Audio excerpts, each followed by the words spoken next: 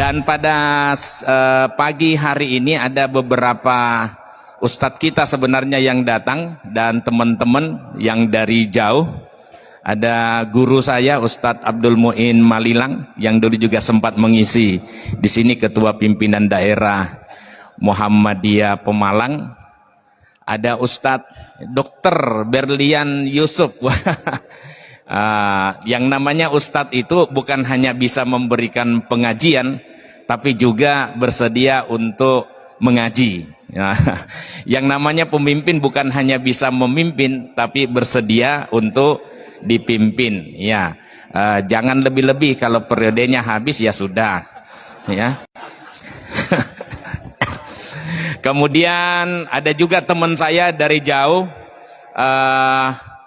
Bang Erwin, ini dari Medan. Wah, ini orangnya nih. Ya, alhamdulillah ini kakak kelas saya di Muallimin. Alhamdulillah jadi orang sukses di Medan. Jualannya kecil sih, kapal tanker terpanjangnya kalau tidak salah 200 meter, dan dia punya 200 kapal. Alhamdulillah sudah menyumbang untuk kopi ngaji. Matur nuwun, barakallah fik, amin. Dengan ibu ya, alhamdulillah ya. Jadi hidup itu harus mengalir dan bermanfaat ya. Kita tidak tahu sampai kapan kita hidup, tapi yang paling berbahagia adalah orang yang senantiasa menyiapkan dengan amal-amal kebaikan ya, sehingga kalau bisa sih langsung masuk surga bigoiri hisab, tanpa dihisab kalau bisa ya. Tapi kalau tidak ya, karena dalam hadis qudsi Allah pernah bilang, akhriju minan nar, keluarkan dari neraka siapapun orang yang masih punya iman ya sebesar biji zarrah, muttafaqun alaih ya, hadis Bukhari Muslim. Keluarkan dia. Jadi orang Islam ketika dia sudah menyatakan la ilaha illallah Muhammadur Rasulullah pasti masuk surga. Kata Nabi SAW dari Ibn Abbas, mangqala la ilaha illallah dakhalal jannah. Jadi siapa saja yang menyebutkan la ilaha illallah, dia menerima Islam, pasti masuk surga ya, pasti ya, insya Allah. Cuman berapa lama dia di neraka, wallahu a'lam. Ya, kalau kebanyakan dosanya, itu dia. Kalau kebanyakan dosanya, pasti dia mampir di neraka dulu. Tapi dia tidak kekal di dalamnya. Ya, dia tidak kekal di dalamnya. Ya, mudah-mudahan kita langsung masuk surga bigoiri hisab, tanpa hisab sama sekali. Ya, amin. Mudah-mudahan seperti itu. Ya, cuman bagaimana caranya? Ya, lakukanlah amal seperti yang disampaikan oleh Ustadz kita kemarin, Ustadz Nasihuddin. Masih ingat nasihatnya? Ya, apa itu? Ya, salah satunya adalah sedekah. Ya, banyak sedekah, karena itulah harta yang tertinggal nanti. Ya, yang harta kita nanti yang akan menjadi pertimbangan berat di akhirat nanti. Ya, sedekah-sedekah sampai ada orang yang sekiranya dia diberikan kesempatan hidup, apa yang akan dia lakukan? Ya, dia hanya minta berikan kesempatan untuk bersedekah. Nah, itu luar biasanya itu ya. Karena beliau belum datang, mungkin ada yang mau menyampaikan pertanyaan. Saya biasanya dalam ceramah tanya jawab, mungkin dalam ya berbagai masalah, khususnya tentang ibadah ya. Ada pertanyaan tentang sholat? Silakan Pak Imam. Ini Ustadz juga nih. Jadi sebagian diantara kita ini kumpulan Ustadz. Jadi kalau tidak ada penceramah langsung. Silakan Ustadz, kasih mic-nya. Assalamualaikum warahmatullahi wabarakatuh. Waalaikumsalam warahmatullahi wabarakatuh. Yang saya tanyakan itu terkait dengan niat. Ya, kalau di kalangan kita itu niat sudah jelas tidak dilafatkan. Ya. Bahkan Kalau kita lihat dalam buku koreksi dan sholat, saya baca itu termasuk bid'ah. Kalau di kalangan Muhammadiyah cuma tidak dituntun begitu. Kalau mereka yang melakukan itu ada dasarnya enggak? Tadi itu yang ingin saya tahu. Kalau nanti, ya, itu dasarnya ada enggak mereka yang melakukan itu? Kalau sudah itu prinsip mereka ya sudah gitu aja. Kalau seandainya ditanyakan itu, terima kasih. Matur nuwun. Niat yang dilafalkan itu babnya itu talaffuzun niyah atau at-talaffuz bin niyah, ya, melafalkan niat dengan keras, ya. Saudara-saudara kita sebagian melakukan itu. Adakah tuntunannya dari Nabi sallallahu alaihi wasallam? Kalau tuntunannya, anjurannya, redaksinya, misalnya usolli fardal maghrib salasa rakaatin, menyebutkan posisinya makmuman lillahi ta'ala, atau misalnya usolli sunnatat tarawih makmuman lillahi ta'ala, dan seterusnya, tidak akan kita temukan redaksi hadisnya, ya. Kenapa? Ya, karena niat itu adalah pekerjaan hati, bahwa niat itu penting, 100% penting, ya. Nanti Allah kasih kita amal sesuai dengan niat kita. Innamal amalu binniat. Jadi kalau niatnya melakukan ibadah mahdo atau goiru mahdo, itu ya apa yang memotivasi dia melaksanakan itu, termasuk sholat sekalipun. Kalau yang memotivasi karena dosennya misalnya, ya, karena dosennya memberikan nilai tambahan al-Islam, itu kalau dia aktif di masjid tidak hanya sekedar di bangku kuliah, maka niatnya karena dosennya. Besok-besok Allah bilang, nah kamu melakukan itu karena apa atau karena siapa, ya. Kalau karena Allah, maka saya yang akan membalasnya langsung. Tapi kalau karena yang lain, silahkan kamu minta pahala kepada yang lain. Nah, jadi itu. Tapi apa dasarnya? Saya melihat dan membaca kitab-kitab itu, ya, bukan kitab komik, ya. Itu sebagian mendalilkan bahwa untuk memantapkan hati. Kadang-kadang hati itu bolak-balik, ya. Makanya ada doa, ya muqallibal qulub tsabbit qalbi ala dinik, ya, atau ala ta'atik. Ya Allah yang membolak-balikkan hati, mantapkan hatiku senantiasa dalam agamamu atau senantiasa taat kepadamu, ya. Kita minta pada Allah supaya tetap. Untuk membimbing itu maka harus diucapkan menurut paham yang ini, ya, paham Ustadz ini harus diucapkan, karena kadang-kadang pikiran kemana-mana. Jadi ucapan itu kemudian menstimulasi otak kita untuk meluruskan niat kita. Kemudian yang kedua, tuh ada tuntunan niat, labbaik Allahumma labbaik. Itu niat katanya ketika orang haji atau umrah, ya, labbaik umratan. Ya, saya penuhi panggilanmu untuk umrah. Sebagian ulama, lah itu ternyata ada niat yang dilafalkan.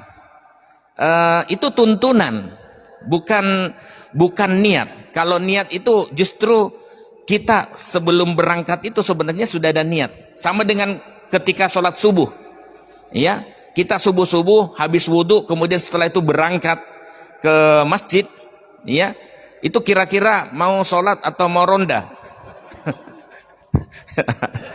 Ya mau sholat kan, mau sholat subuh, ya.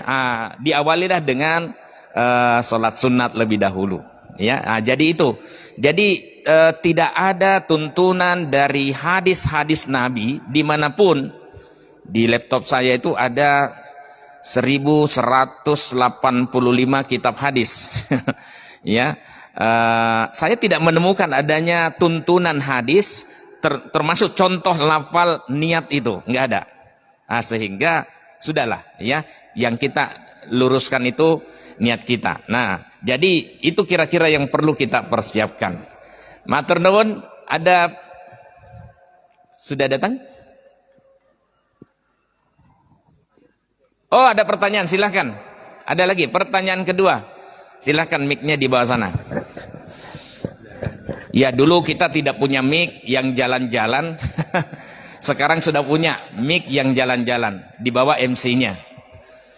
Ya, kemarin Bang Ervin ini luar biasa. Ada orang yang berangkat haji, padahal dia cuma jual kacang. Luas tanahnya itu tidak besar, hanya 10 kali 20. Itu semalam diceritakan. Luar biasa. Ya, kalau memang Allah ingin memanggil, Allah akan panggil dia. Ya, dia jual sak tanah-tanahnya.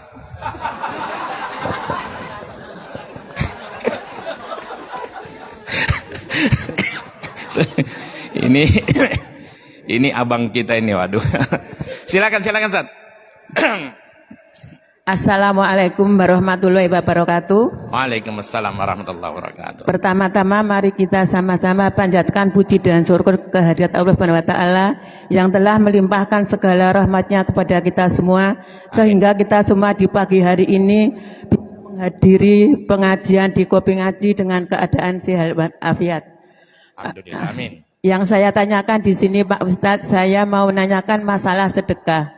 Sedekah adalah semuanya baik, tapi adakah mungkin kedua sedekah itu ada yang lebih baik? Lebih baik manakah sedekah kepada sesama dan sedekah menyumbang masjid? Seperti itu kami ucapkan terima kasih. Saya akhiri, wassalamualaikum warahmatullahi wabarakatuh. Waalaikumsalam warahmatullahi wabarakatuh. Ya betul, sedekah yang baik-baik itu semuanya baik. Ya, bahkan tidak hanya sekedar sedekah harta, ya, tabassumuka, senyummu itu pada waktu yang tepat, di tempat, di orang yang tepat, itu adalah sedekah, ya. Jangan pada saat dia berduka Anda senyum-senyum. Itu bukan sedekah, membuat orang lain marah. Karena intinya sedekah itu membahagiakan orang lain. Ya, bisa dalam bentuk harta, bisa dalam bentuk ya senyum saja. Bahkan subhanallah, walhamdulillah, wala ilaha illallah akbar, itu juga sedekah. Ya, sedekah untuk jiwa kita. Ya, walaupun pujiannya kepada Allah, tapi sebenarnya untuk kita. Ya, nah, itu kira-kira. Jadi banyak jumlah sedekahnya. Cuman nah sekarang pilihannya antara menyumbang masjid dan memberikan bantuan untuk orang yang membutuhkan, ya, fakir, miskin, ya. Fakir Jamaluddin juga boleh. Enggak, bercanda kalau ini. Ya, bukan orang du'afa insyaallah, ya. Ya, memberikan sedekah dilihat saja kebutuhannya. Masih ingat fatwa Tarjih Muhammadiyah surat edaran ketika terjadi bencana di Jogja atau di Aceh itu, bencana alam.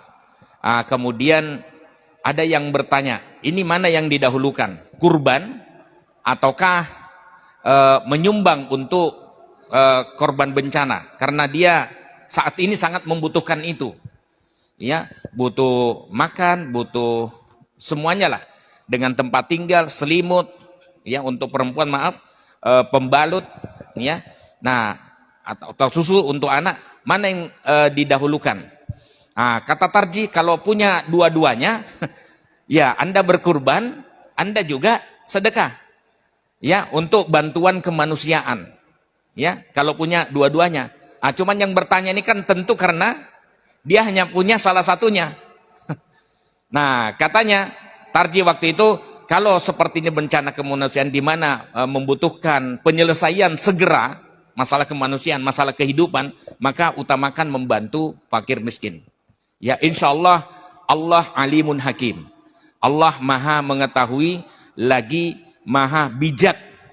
Ya, kali ini kita tidak kurban, tidak ada masalah. Kalau dana kita ini, yang penting kita bantu untuk dana kemanusiaan. Jadi tergantung urgensinya pada situ, kepentingan dan kebutuhannya, mendesak atau tidak mendesak. Ini menyelamatkan nyawa umat manusia. Ya, saya kira itu, Bu, ya. Ya, kalau misalnya sudah agak slow, sumbang lagi ke masjid. Ya, makanya cuman begini, mana sedekah yang mengalir terus? Antara memang masjid. Kadang-kadang kita itu fokusnya ke masjid. Ya, tapi ada sebenarnya sedekah jariah. Kalau kita membantu orang, kasihkanlah kira-kira dia punya kemampuan untuk kesempatan untuk ngaji. Jadi kita bantu, tapi tolong mengaji di TPA sini.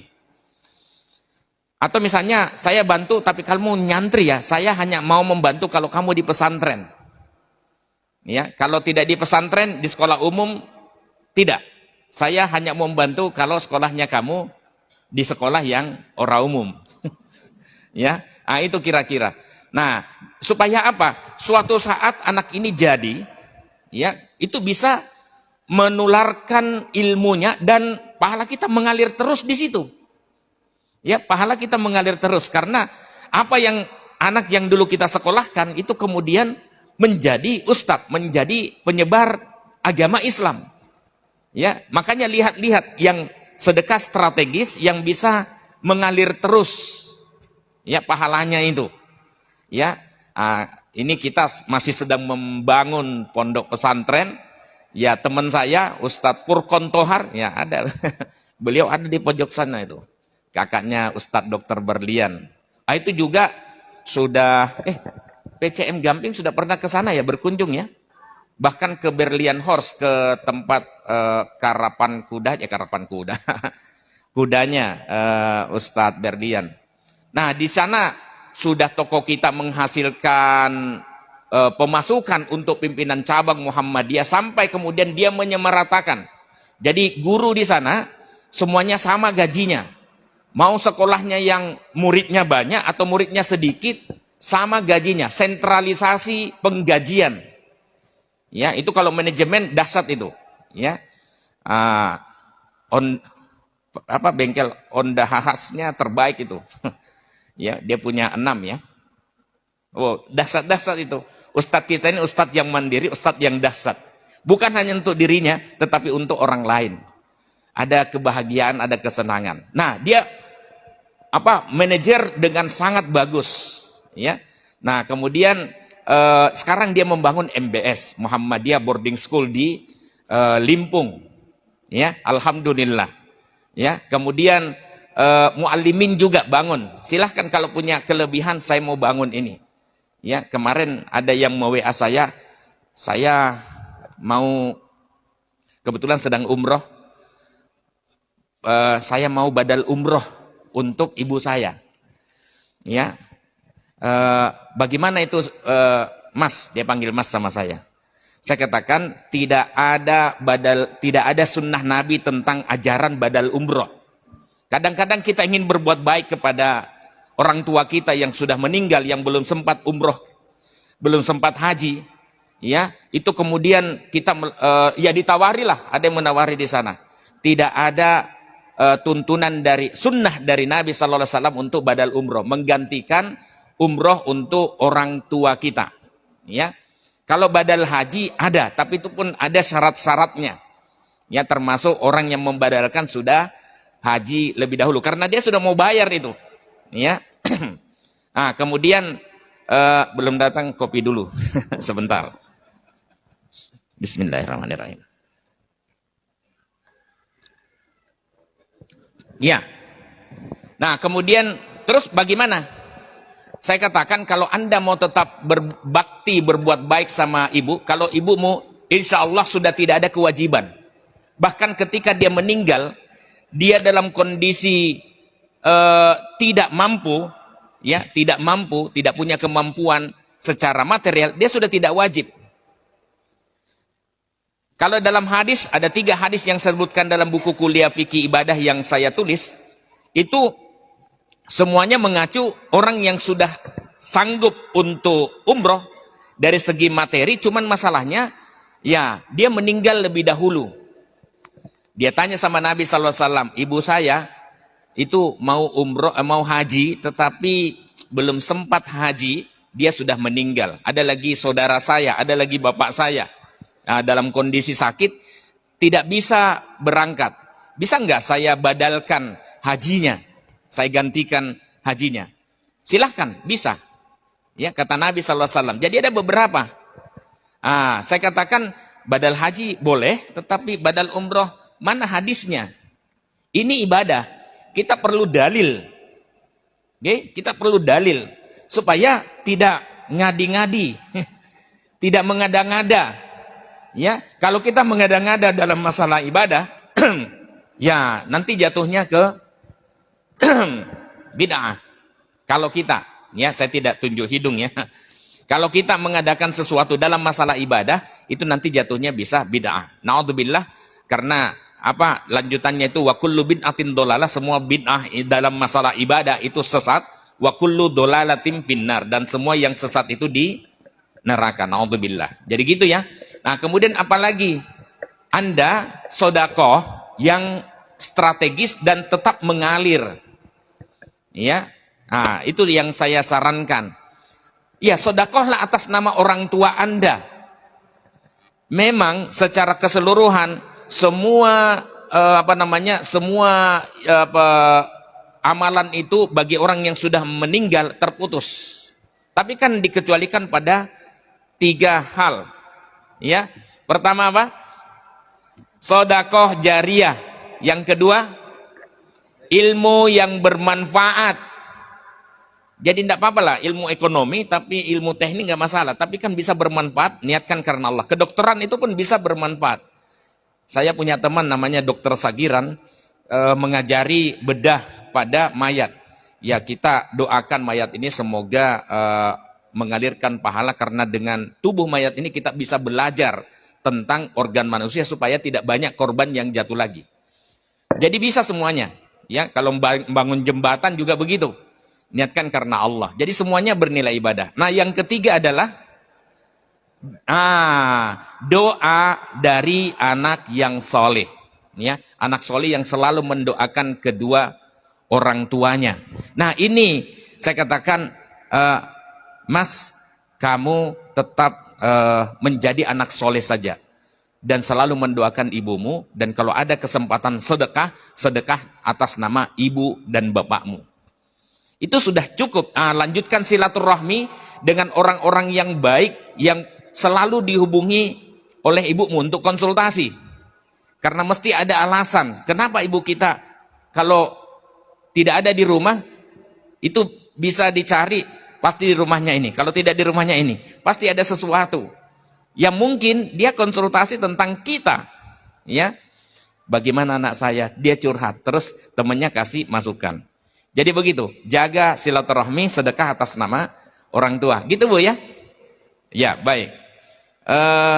Matahari sudah siang, sudah naik. Biasanya kalau sudah apa bahasa Jawanya itu? Ya, mencorong untuk mata ustadznya selesai. Tapi ini kita lanjut aja.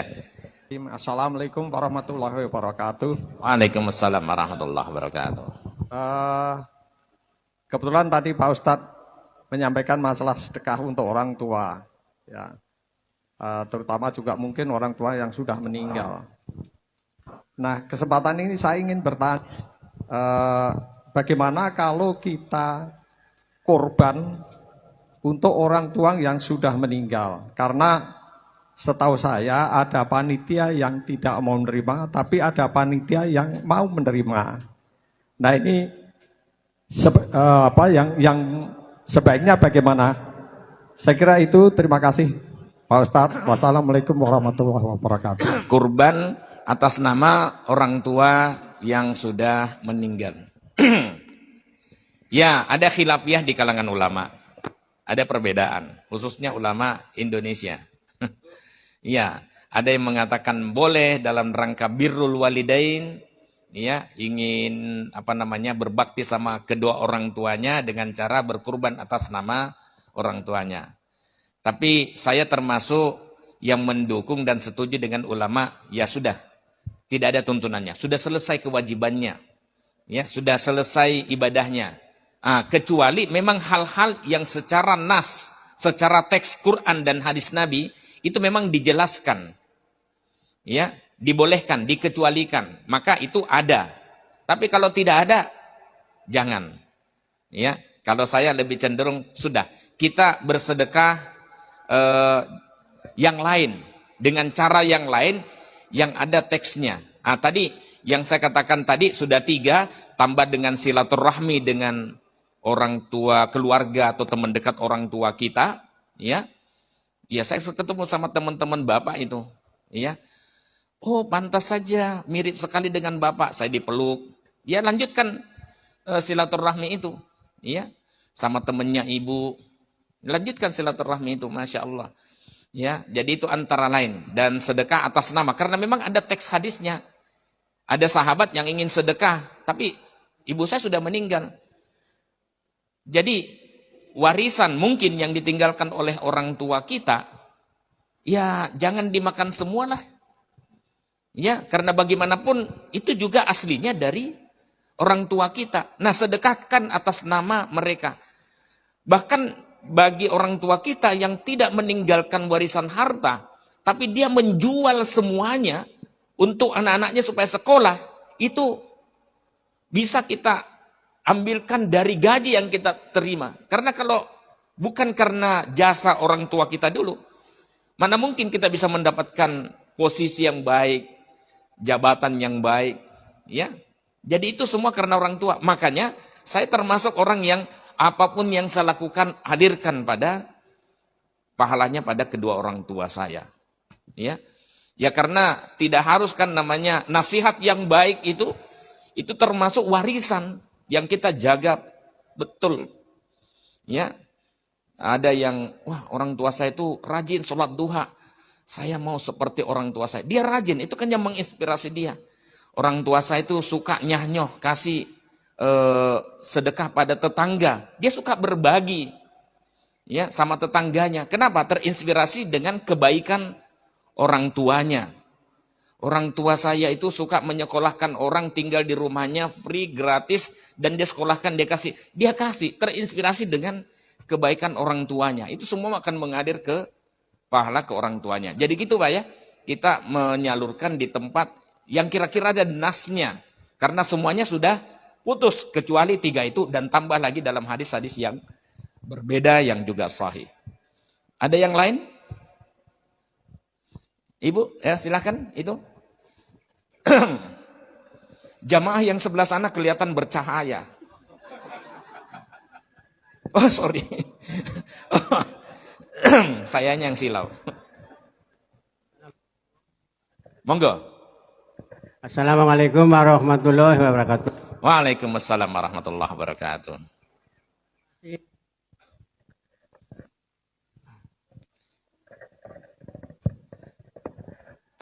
Masih tentang Oh berdiri Pak, berdiri Pak.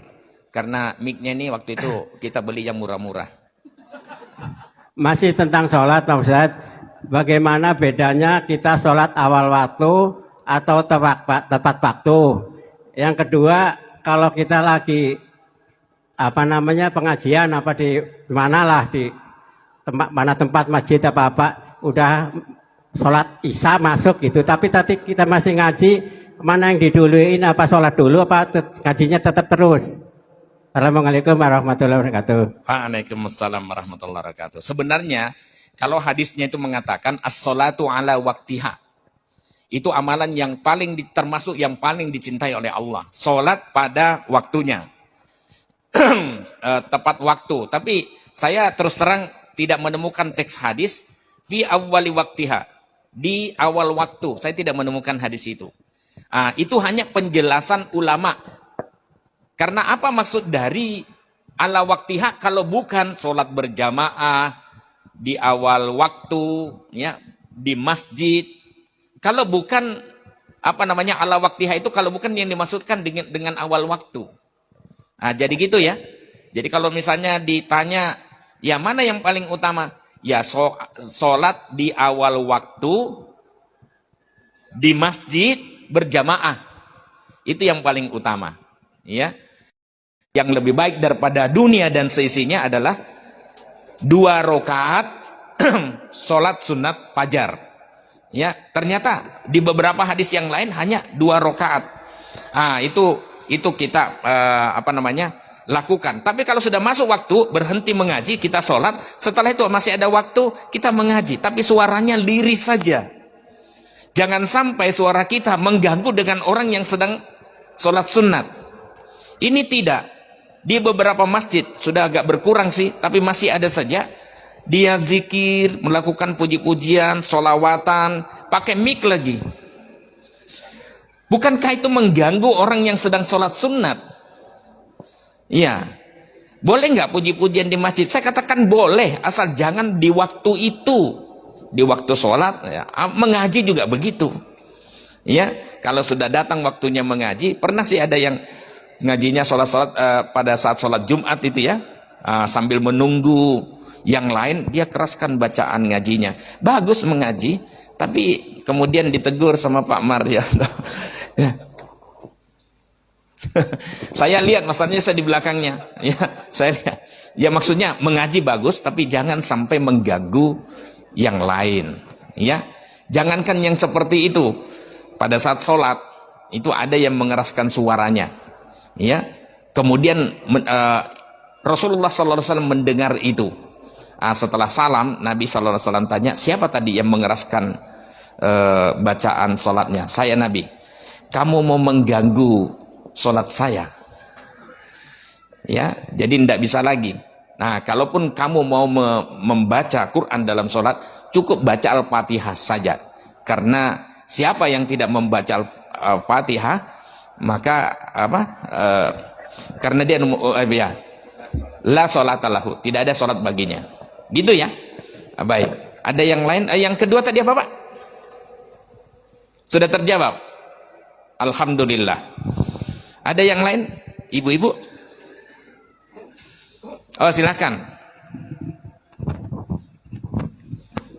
Ya, ini yang menyebabkan kenapa kalau salah satu saya atau Mas Beta harus ada di sini.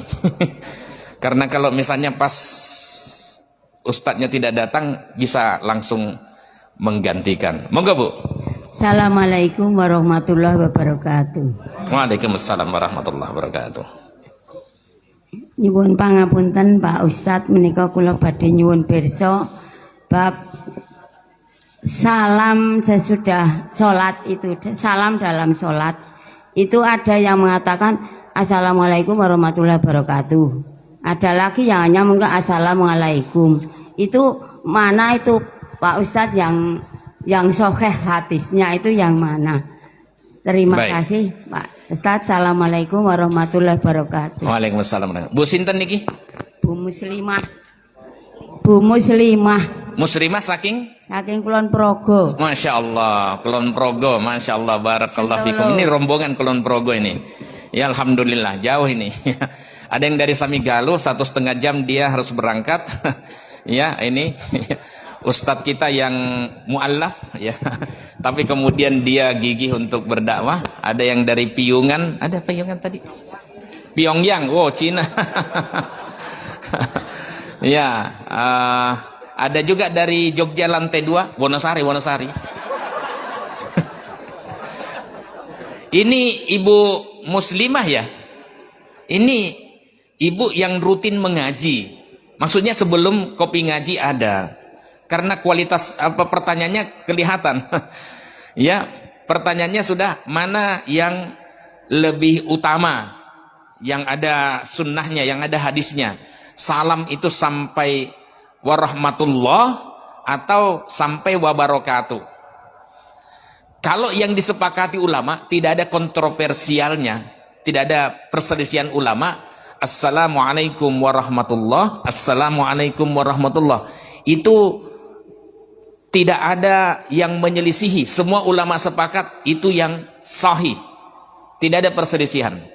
Tapi kalau pakai wabarakatuh, assalamualaikum warahmatullahi wabarakatuh, assalamualaikum warahmatullahi wabarakatuh, itu mengundang banyak kontroversi. Dulu Muhammadiyah HPT 1 pakainya ini. Makanya waktu itu saya ikut, walaupun saya dari majelis tablik, saya ikut ya sebagaimana metode tablik itu selalu memberikan tanawwu, doa iftitah. Dulu hanya 2 ya, Allahumma ba'id dengan wajjahtu. Kemudian kasih tanawwu. Sekarang Allah akbar kabira walhamdulillahi katsira wa subhanallah bukrata wasila. Titik. Tidak ada hadis yang menyambungkannya. Ya. Kemudian ada lagi sujud, doa ruku, itu kan tanawwu semua. Artinya ada beberapa macam pilihan. Silahkan pilih yang mana yang dimaui, yang ada dasar hadis sahihnya. Ya, nah itu. Jadi pilihan saja, silahkan. Nah, pada saat salam, waktu itu hanya 1 pilihan. Sekarang HPT 3, Himpunan Putusan Tarjih 3 memberikan minimal dua pilihan saja. Assalamualaikum warahmatullahi wabarakatuh, ke kanan dan ke kiri, tidak menafikan yang dulu keputusan Himpunan Putusan Tarjih 1, dan yang kedua Assalamualaikum warahmatullahi, Assalamualaikum warahmatullahi. Ya, gitu. Ya, itu tidak ada perselisihannya. Saya lebih cenderung Assalamualaikum warahmatullahi, Assalamualaikum warahmatullahi. Anda kalau misalnya umrah atau haji, Anda hanya mendengarkan salam itu yang disepakati ulama dan tidak ada perselisihan dengannya. Ya, ingat kaidahnya al-muttafaqu alaih aula minal mukhtalafi fi. Ya, yang disepakati atasnya itu lebih utama dibanding daripada yang diperselisihkan, yang kontroversial. Ya, kita ambil yang aman. Itu kira-kira. Ya. Ya, kemudian ada juga yang tanya salam-salaman. Salam-salaman setelah salam bagaimana? Misalnya sering kita lihat Assalamualaikum warahmatullahi wabarakatuh, Assalamualaikum warahmatullahi, kemudian salaman kanan, kiri, kadang belakang, ya. Ada enggak sunnahnya? Ya, tidak kita temukan hadisnya. Ya, tidak ada hadisnya. Setelah Nabi sallallahu alaihi wasallam salam, itu beliau beristighfar 3 kali, astagfirullah, astagfirullah, astagfirullah. Ya, kemudian boleh yang panjang, astagfirullah alladzi la ilaha illa huwal hayyul qayyum wa atubu ilaik. Boleh pakai yuhyi wa yumit. Ya, ragamnya banyak. Silahkan. Ya, kemudian setelah itu zikir. Ya, ada Allah mantas salam, ada Allah la mani'a, banyak sekali itu. Ya, mudah-mudahan minggu depan buku sholat saya sudah selesai. Ya, buku sholat ala Nabi maksud saya. Ya, bukan ala Syakir. Itu bid'ah kalau dari saya.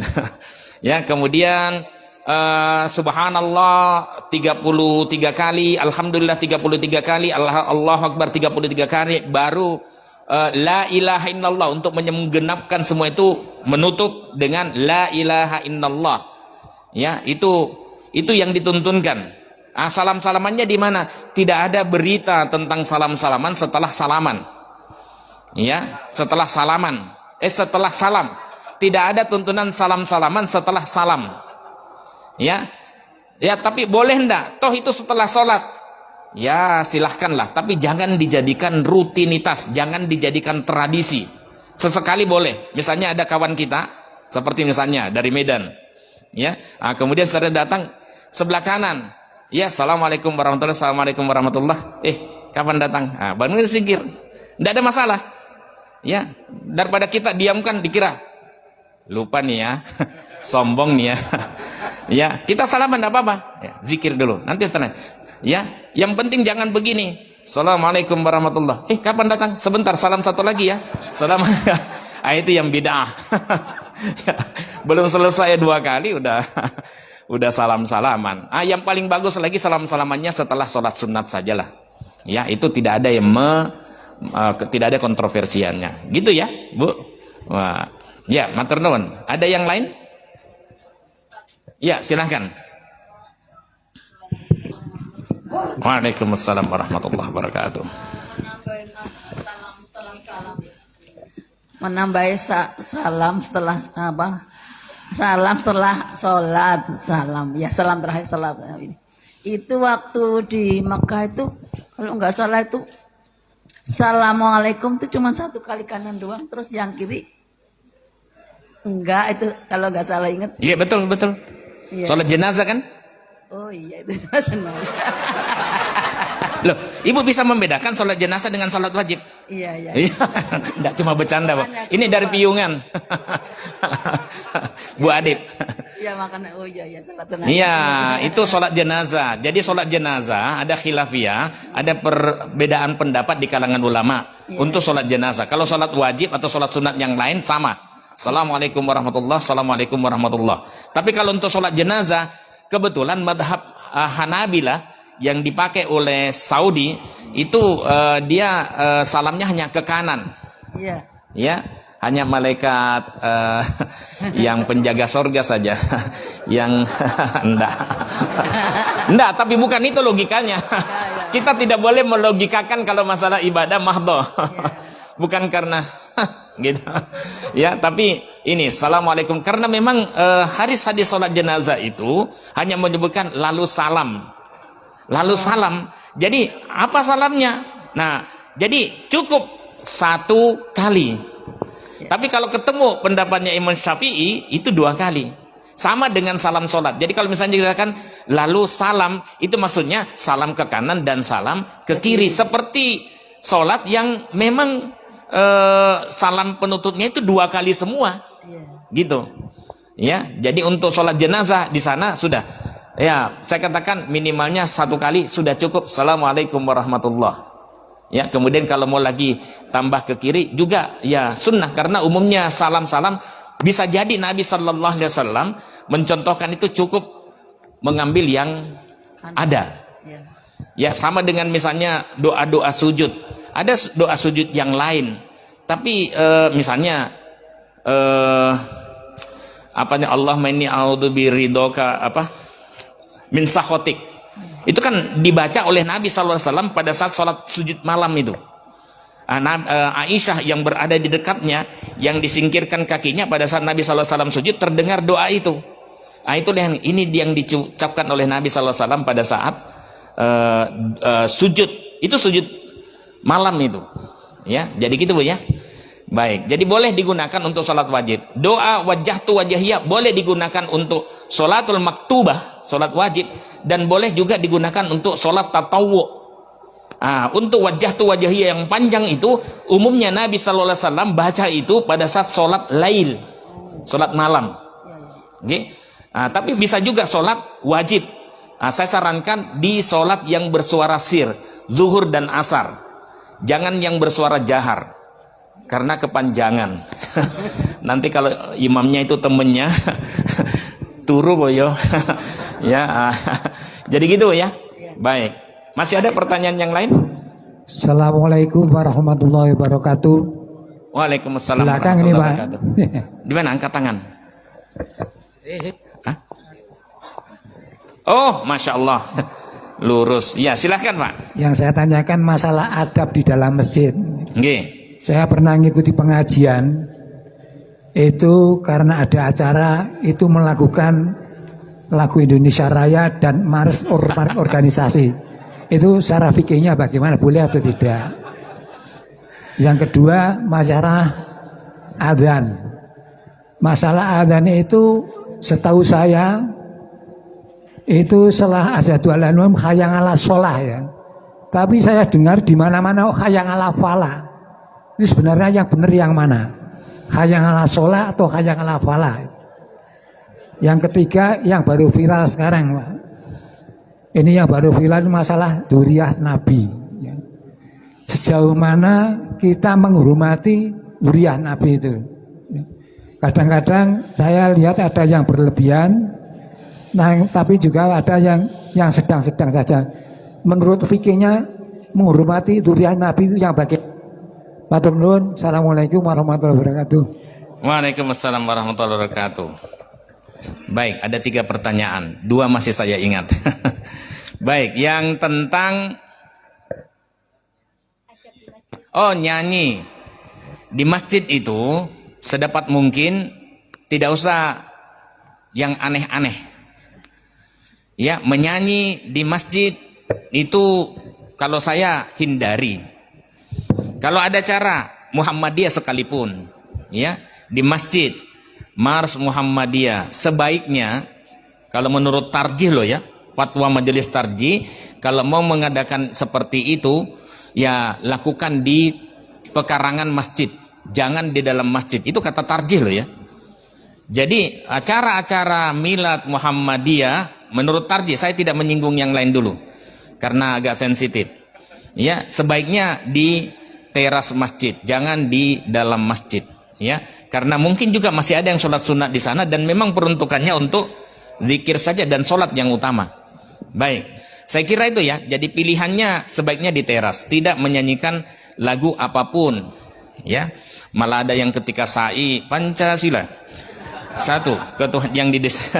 Siapa yang nge-share kemarin itu? Itu video lama, tapi diulang-ulang untuk mengingatkan kita. Lo dari mana itu?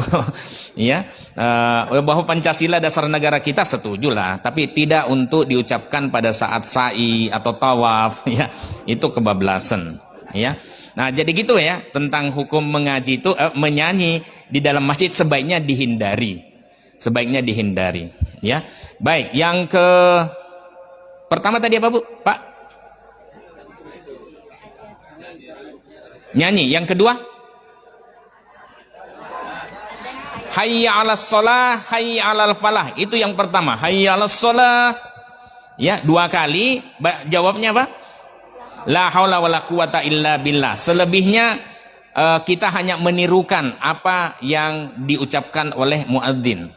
Ya, pada saat hayya 'alatain, 2 hayya 'alas shalah itu maka ucapkanlah la haula wala quwata illa billah. Ya, itu. Jadi hayya 'alas shalah dulu, ayo menuju salat.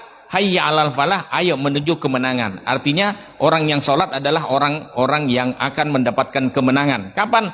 Nanti insyaallah. Ya. Kemudian yang terakhir, Zuriat Rasulullah. oh, zuriat. Saya termasuk yang memuliakan zuriat Nabi.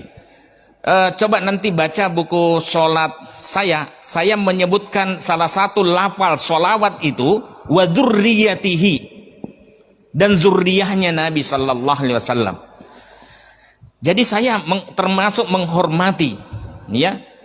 Sampai ada dulu ketua maktab saya itu orang Madura, tapi campuran. Ya, Madura tapi campuran. Wajah Indonesianya lebih kental, Maduranya lebih kental.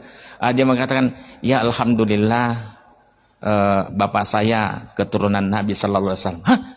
Gitu. Langsung kemudian, boleh ndak saya peluk? Begitu menghormatinya saya kepada zurriyah Nabi. Ya, itu kira-kira Pak ya. Persoalan kemudian ini jadi kontroversi karena ada sebuah penelitian. Ya, kita tidak tahu apakah dia zuriyah Nabi atau tidak, wallahu alam. Tapi jangan sekali-kali menafikan, melecehkan, merendahkan keturunan Nabi sallallahu alaihi wasallam. Itu saja. Ya, proporsional sajalah. Ya, kalau mau penelitian DNA monggo. Tapi kan penelitian DNA itu kan jadi mahal harganya, hanya sekedar perdebatan yang kadang-kadang tidak proporsional, tidak perlu. Ya. Ada yang mengatakan Kiai Dahlan, memuji-muji Kiai Dahlan, itu Kiai Dahlan juga zuriyah Nabi, tapi dia tidak pernah mengaku-ngaku. Itu luar biasa ketawaduan beliau.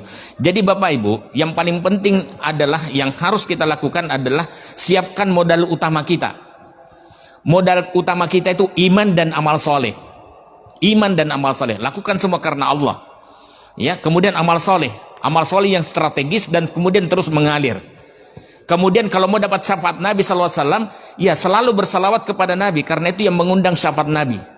Tapi selama kita tidak sholat, nanti baca Al-Mudassir itu, maka syafaat siapapun, bahkan dari Nabi SAW sekalipun, tidak bermanfaat. Syafaat itu artinya apa? Pertolongan. Syafaat itu kan berpasangan. Dia hanya menggenapi, bukan yang utama. Tidak pernah sholat, tapi kemudian sholawatan, acara sholawatan ikut. Nah, itu masalah. Maaf, sholawat iya, tapi kalau sholawatan sudah menjadi acara, monggo, masing-masing punya. Tapi tentu itu lebih baik daripada kumpul-kumpul yang tidak manfaat. Ya, nah gitu ya. Jadi syafaat itu hanya tambahan ketika modal utama ada. Tapi kalau modal utama kita tidak punya, apanya yang mau ditolong?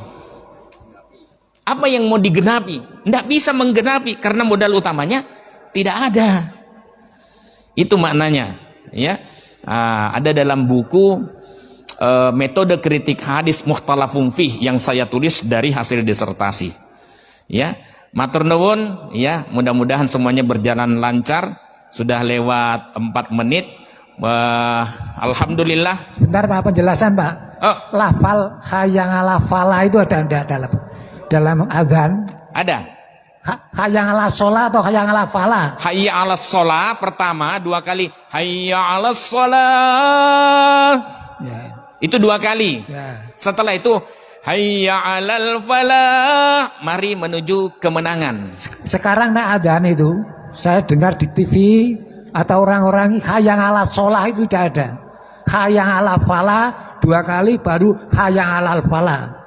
Itu di Salah itu mana kalau ada yang begitu. Itu saya nggak tahu. Di TV Hayang mana falah. itu? Besok-besok ndak usah kita tonton. Alah. Ya, ganti channel. Ganti channel.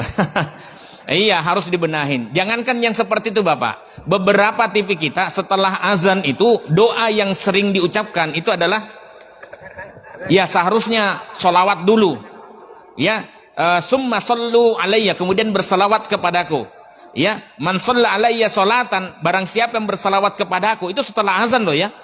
Ya, kemudian maka Allah akan memberikan salawat kepadanya 10 kali. Jadi tuntunan setelah azan itu adalah bersalawat. Allahumma shalli ala Muhammad. Setelah itu baru Allahumma rabb hadhid da'watit tammah was sholatil qa'imah ati Muhammadanil wasilata wal fadilah wa ba'ashu maqamam mahmudanil ladzi wa'attah.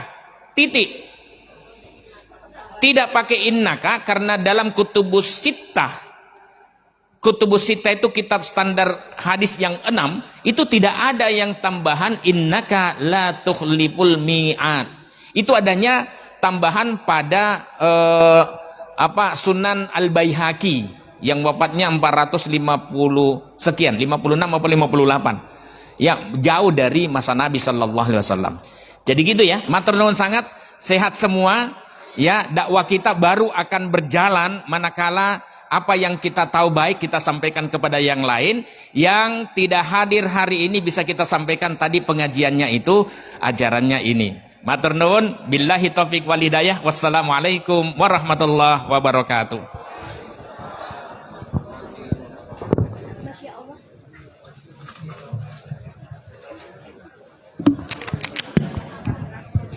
Masya Allah, hadirin semua, kalau di Indosiar itu ada curhat dong mah, kalau di Kopi Ngaji ada curhat dong Ustadz.